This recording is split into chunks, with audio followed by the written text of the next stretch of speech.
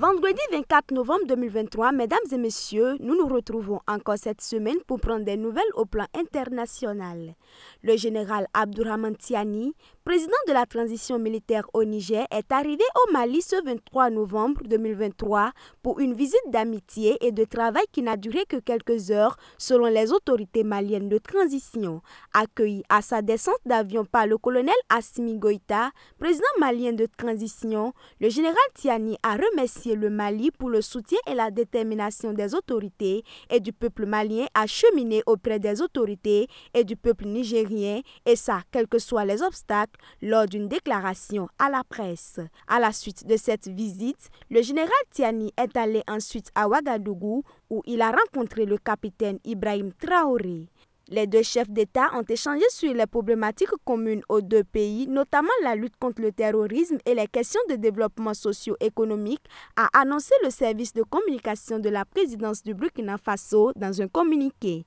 Le général nigérien a également exprimé sa gratitude envers son homologue, son gouvernement et l'ensemble du peuple burkinabé pour les soutiens multiples.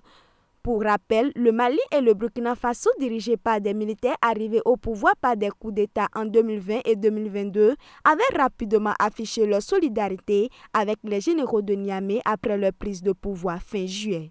Toujours ce jeudi, au Burkina Faso, les autorités de transition ont lancé à Ouagadougou la construction d'une première raffinerie d'or, principale ressource minérale du pays, dont la mise en service est prévue dans 11 mois. En Irlande, des émeutes ont éclaté ce jeudi à Dublin après une attaque au couteau qui a fait en milieu de journée plusieurs blessés dont 3 enfants. Plusieurs véhicules ont été incendiés, dont une voiture de police et un bus, et des magasins ont été pillés. La police écarte tout motif terroriste. Parlons santé à présent. La vaccination contre le paludisme dans les zones les plus à risque du continent africain va bientôt commencer, a annoncé mercredi l'Alliance du vaccin Gavi après l'arrivée de 331 200 doses du vaccin RTSS, premier vaccin antipaludique recommandé par l'OMS. L'arrivée de ce vaccin marque le début des livraisons vers les pays qui n'avaient pas participé au programme pilote de vaccination, a indiqué l'organisation basée à Genève dans un communiqué.